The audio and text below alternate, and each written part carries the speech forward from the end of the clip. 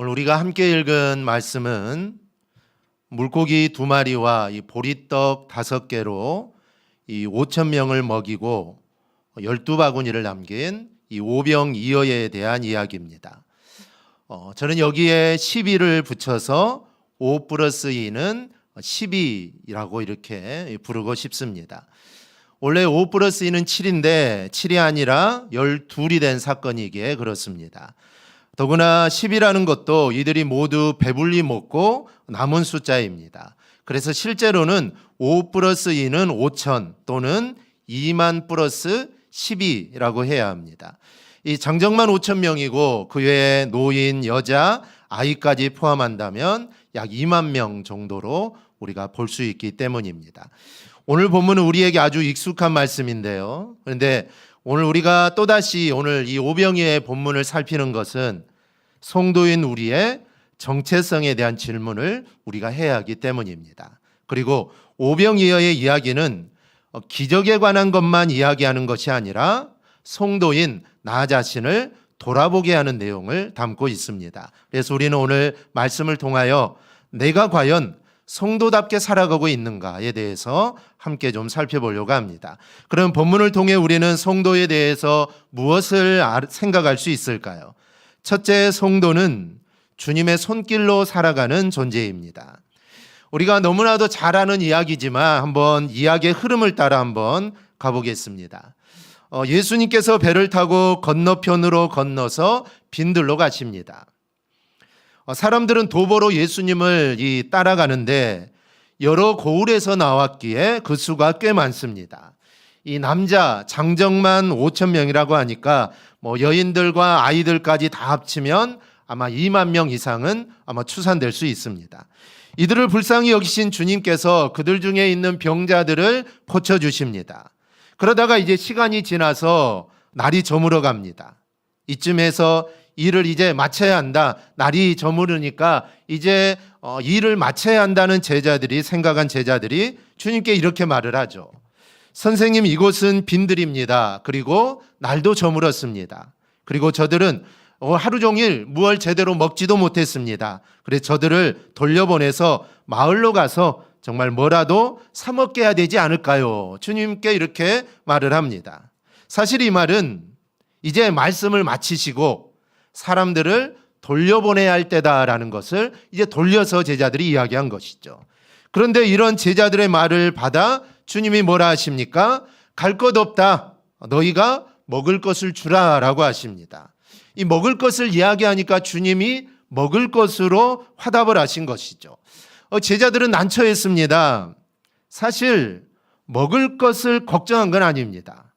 2만 명이나 되니까 사실 이 사람들을 먹인다는 것은 사실 염두조차 낼 수 없는 일이죠. 한 100명 정도 있으면 그래 먹을 것을 좀 걱정할 텐데 2만 명이나 되니까 사실 먹을 것은 생각할 수도 없는 일입니다. 그래서 제자들은 이제 오늘은 그만하시자라고 말씀한 건데 주님께서 못 알아들으실 일도 없는데 자신들이 던진 먹을 것으로 받으시니 사실 제자들은 참 난처했을 겁니다. 그래서 선생님이 그렇게 말씀하시니 제자들이 다시 한번 먹는 것으로 상황을 알립니다. 여기 우리에게 있는 것은 떡 5개와 물고기 2마리 뿐입니다. 이 말은 이제 좀 알아들으시라는 것이죠. 이 도시락 하나로 2만 명을 먹인다는 것은 불가능하니까 이제 우리말도 좀 알아들으시고 이제 사람들을 보내자라는 것입니다. 그런데 주님은 또 먹을 것으로 받아들여 대답하십니다. 그것을 내게로 가져오라.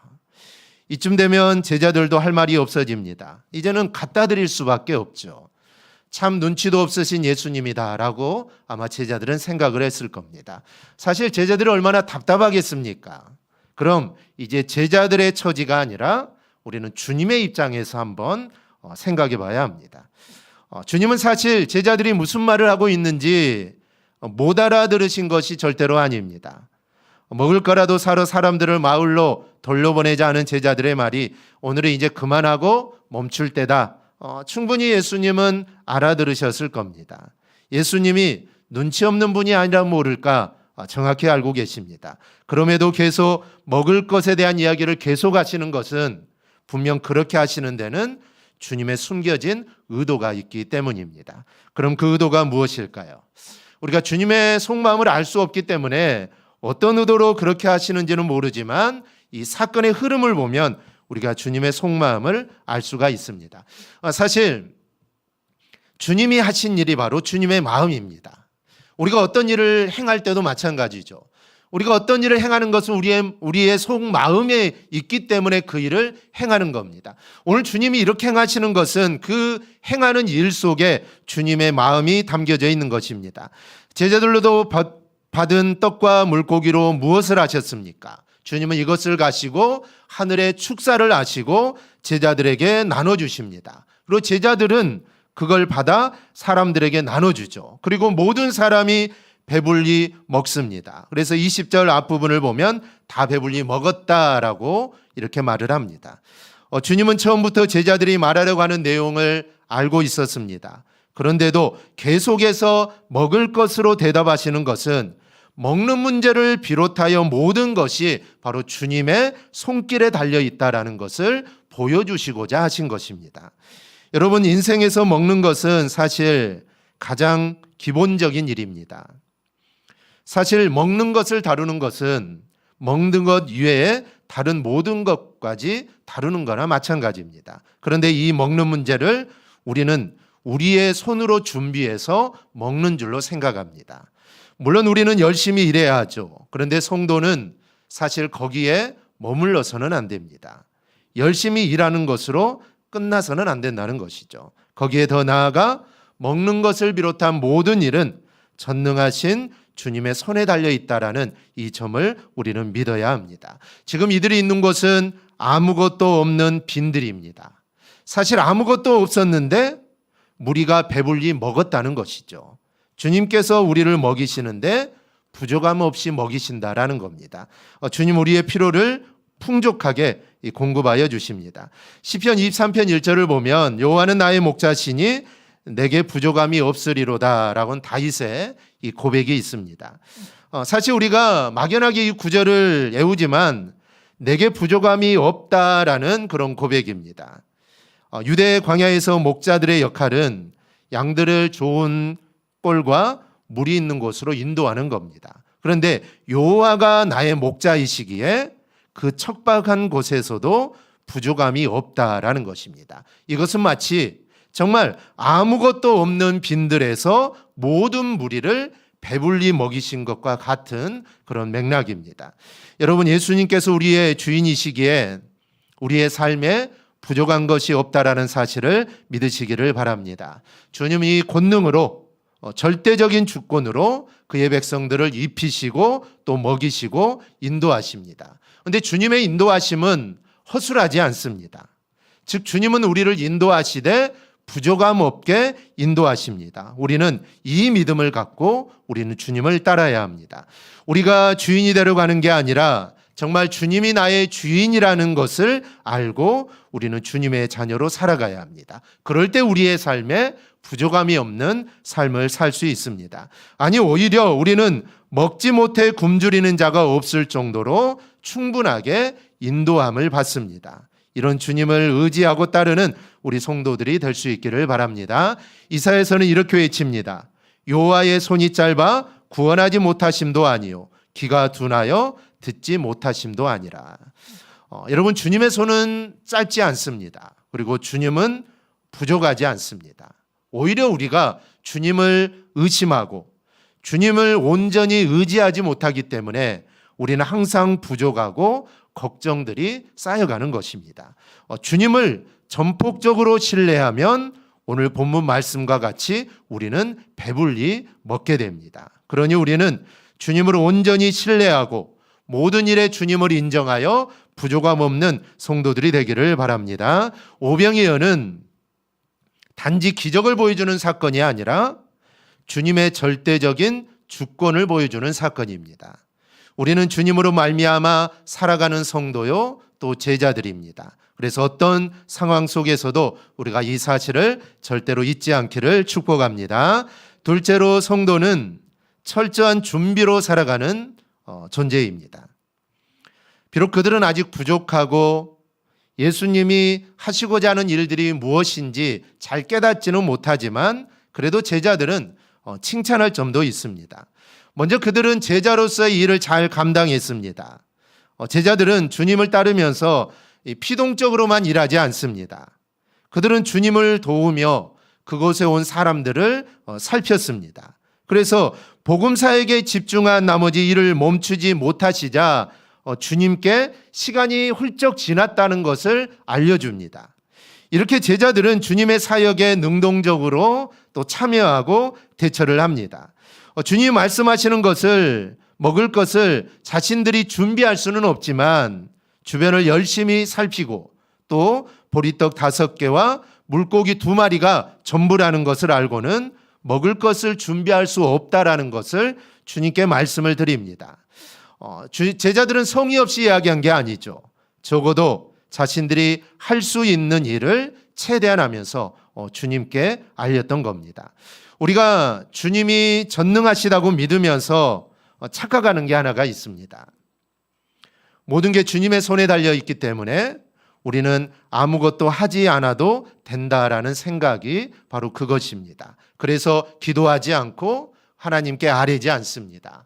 하나님이 모든 걸 아시니까 알아서 해주시겠지라는 그런 생각을 가지고 있습니다.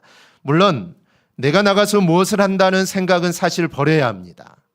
그러나 아무것도 하지 않고 가만히 있는 게 전능하신 하나님을 의지하는 것은 절대로 아닙니다. 즉 주님은 주님의 일을 하시고 우리는 주님의 제자로서의 우리의 일을 해야 합니다.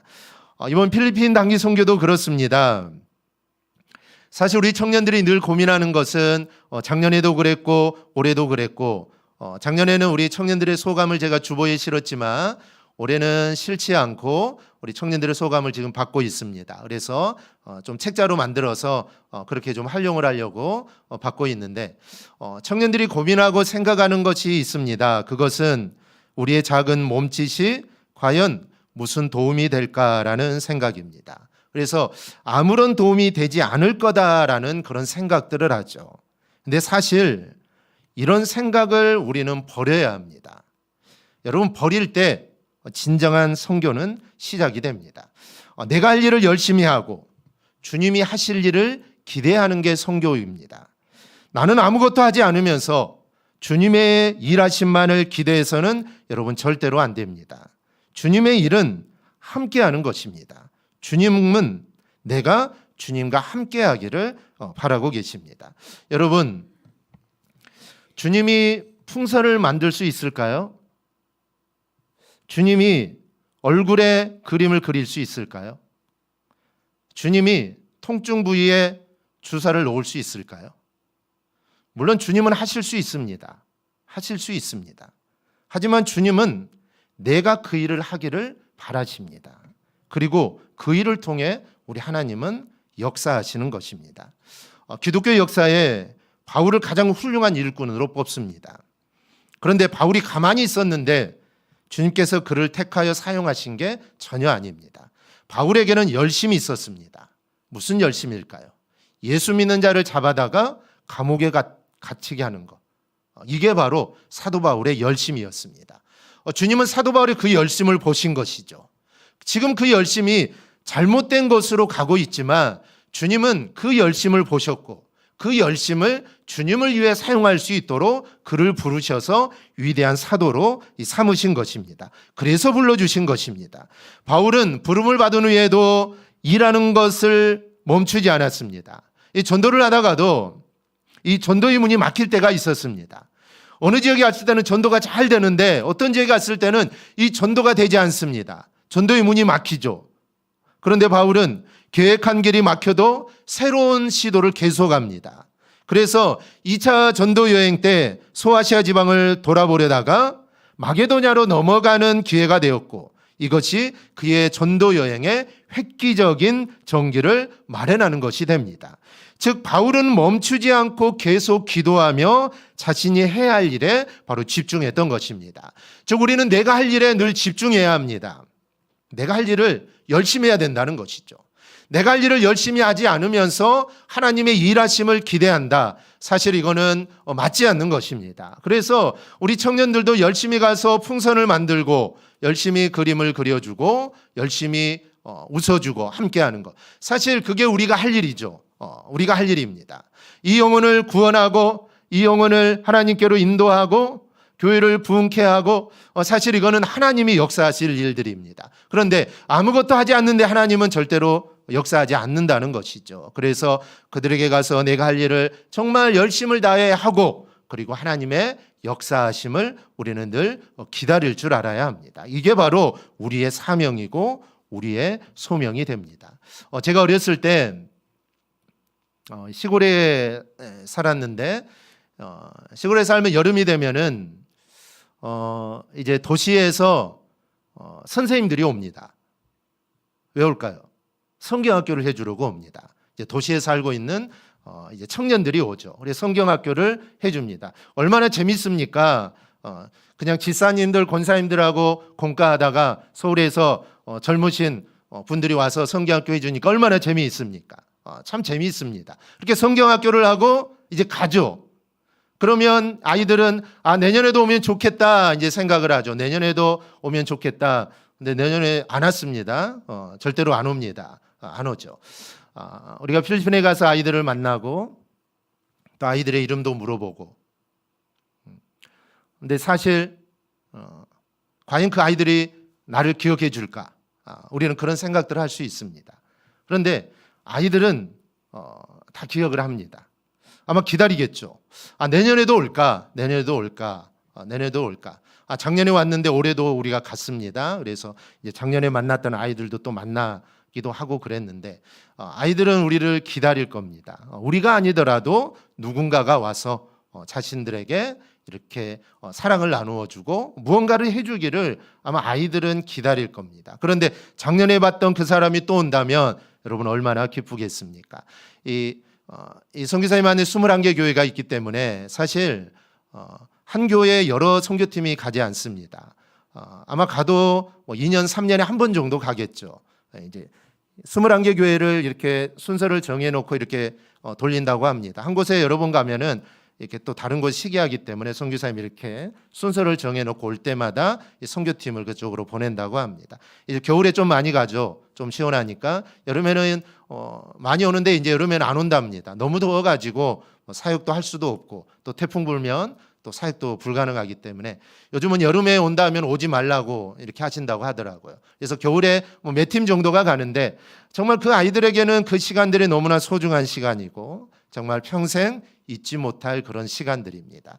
그런 시간들을 우리 청년들이 가서 아이들에게 또 돌려주는 것이고 그래서 아이들도 또 기대할 것이고 내년에 또 만나는 그 시간들을 아마 기억할 겁니다. 그러면 작년에 보고 올해 또 보고 내년에 보면 이게 얼마나 기쁘겠습니까? 바로 그런 하나님의 사랑을 서로 나눌 수 있는 기회들이 저는 선교다라고 생각을 합니다. 그래서 우리 청년들이 많은 고민들이 있고 또 많은 걱정들이 있고 또 해결해야 될 생각들이 있지만 사실 내가 할 일을 열심히 하고 하나님의 역사하심을 기다리는 거 이게 바로 내가 해야 되는 일이다라는 것입니다. 그래서 내 일에 집중하는 거 그게 바로 하나님의 역사하심을 우리가 이루어낼 수 있는 그런 일들입니다. 오늘도 마찬가지입니다. 오늘 본문에도 제자들이 할 일이 무엇입니까? 주위를 살피고 보리떡 5개와 물고기 2마리 그것을 찾아다가 주님께 드리는 것입니다. 물론 주님께 드리지 않아도 주님이 오병이의 기적을 행할 수 있지만 주님은 사실 제자들이 그것을 자신에게 가지고 오기를 주님은 바라셨을 겁니다. 그래서 그 제자들의 수고를 받으셔서 주님은 축사하시고 놀라운 역사들을 이루어낸 것입니다. 바로 이러한 역사가 이런 과정을 통해 일어났다는 것을 우리가 꼭 기억할 수 있기를 바랍니다. 셋째, 성도는 엄격하게 살아가는 존재입니다. 이 기적을 행한 후에 주님이 남은 음식을 거두라고 하시죠. 사실 거둘 필요는 없습니다. 왜 거둘 필요가 없을까요? 또 음식이 부족하면 또 주님이 축사하시면 또 많은 기적을 행할 수 있습니다. 성경에 칠병이어도 있습니다. 그러니 사실은 거둘 필요가 없습니다. 그냥 또 부족하면 또 축사하시고 기도하며 또 기적이 일어나기 때문이죠. 그런데 주님은 거두라고 하십니다. 아마 그 음식은 주님을 모시고 다니는 여정에서 식량으로 사용했을 겁니다. 주님의 놀라운 권능이 있음에도 그들은 철저하게 소박하고 그리고 검소한 모습을 잃지 않았습니다. 여러분, 성도는 늘 검소함을 갖고 살아야 합니다. 하나님이 주신 이 세상에서 성도답게 사는 자세가 바로 검소함과 엄격성에 있습니다. 먹을 것이 있다고 함부로 먹는 것은 성도의 모습이 아닙니다. 입을 것이 많다고 함부로 입는 것도 성도의 모습이 아닙니다. 내가 누릴 수 있다고 해서 모든 것을 누리며 사는 것 역시 성도의 모습이 아닙니다. 성도는 성령의 은사인 절제의 모습을 가져야 합니다. 즉 자신에게 더욱 엄격함으로 스스로를 제한할 수 있어야 합니다. 이렇게 사는 것이 바로 성도의 삶이요 바로 제자의 삶입니다. 여러분들은 성도입니까? 제자입니까? 그렇다면 전능하신 주님의 손길로 내가 지금 배불리 먹고 산다는 점을 여러분 꼭 기억할 수 있기를 바랍니다. 주님을 전적으로 의지하며 나가시기를 바랍니다. 동시에 철저하게 기도하고 철저하게 계산하고 철저하게 준비하는 삶을 살아서 자신에 대해서 더욱 엄격하게 살아갈 수 있기를 바랍니다. 그러면 주님은 그런 자를 통하여 그런 성도를 통하여 더 큰 역사를 이루어 주십니다. 그렇게 주님께 쓰임받는 여러분이 되기를 주님의 이름으로 축원합니다. 아멘. 우리 찬양 함께 하겠습니다.